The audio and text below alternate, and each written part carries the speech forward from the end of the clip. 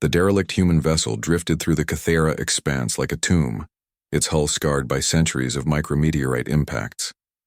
Commander Zyla of the Sisterhood Fleet had tracked it for 3 solar cycles, her squadron of Huntresses eager for the prize within. Human technology, even ancient and abandoned, could turn the tide of wars. "The airlock is breached," reported Vera, her second in command, mandibles clicking with anticipation. No life signs detected. 10 of the Sisterhood's finest warriors gathered at the entry point, their exoskeletons gleaming under the harsh lights of their boarding craft. Each Huntress stood nearly 8 feet tall, their chitinous armor capable of deflecting plasma rounds.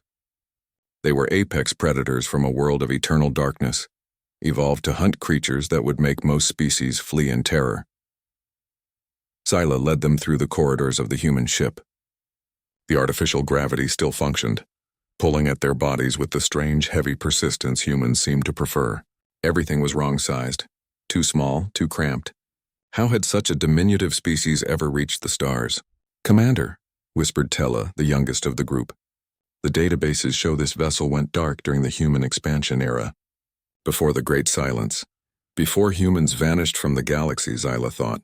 3,000 years ago, they had burned across the stars like a wildfire, establishing colonies, fighting wars, pushing into territories where even the ancient races feared to tread. Then inexplicably they withdrew. Every human world went silent within a single generation. The greatest mystery in galactic history.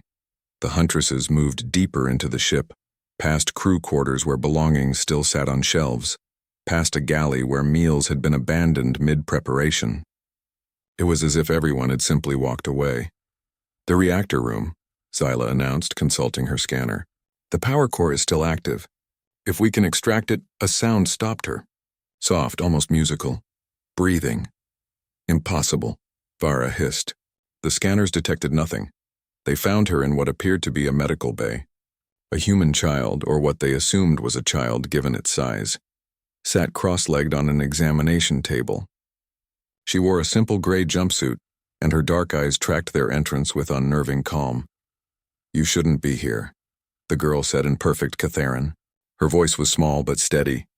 Zyla's translator struggled with the accent. It was ancient, a dialect from before the silence. "You speak our language?" "I speak 642 languages," the girl replied. "You are Sisterhood Huntresses from the Cathera Prime system. You came for the reactor core." She tilted her head.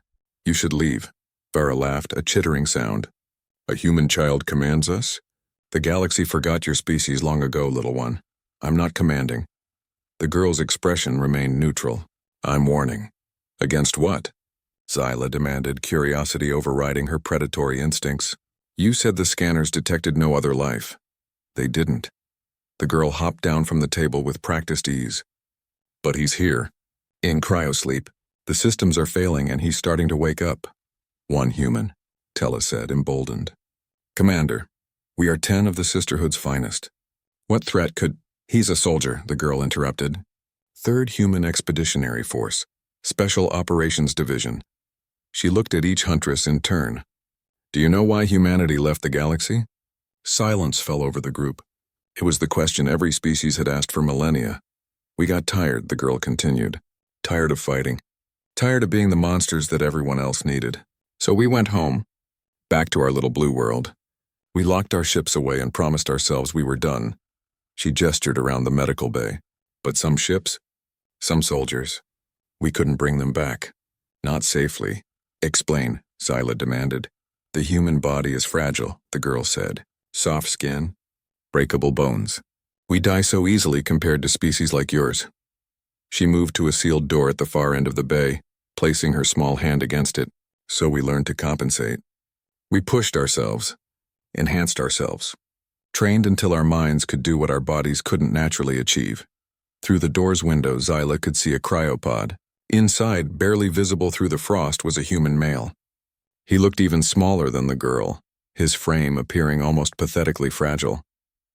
The soldiers who served in the deep dark, in the places where physics broke down and reality bled, they couldn't shut it off, the girl continued. The combat protocols, the survival instincts, the enhancements. She turned back to face them. "So we put them to sleep. Kept them dreaming. and I stayed awake to make sure they kept dreaming. For 3,000 years. Farah scoffed. 47 months in subjective time, the girl corrected. Relativistic dilation is fascinating, isn't it? The cryopod's warning lights began flashing red.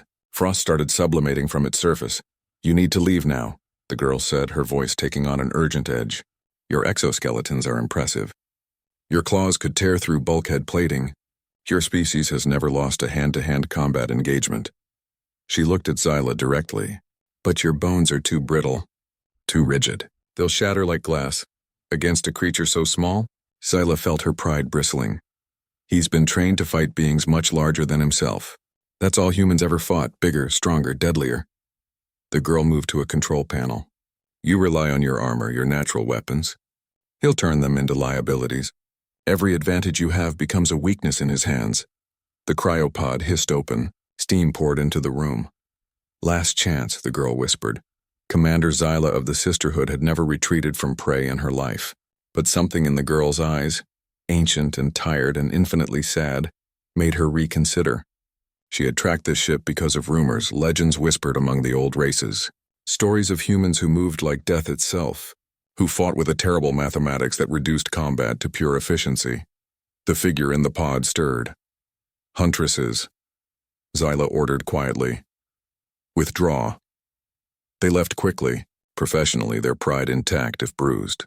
As the airlock sealed behind them, Zyla watched through the view screen. The girl stood alone in the corridor, waiting for the soldier to emerge fully. There was no fear in her posture, only duty.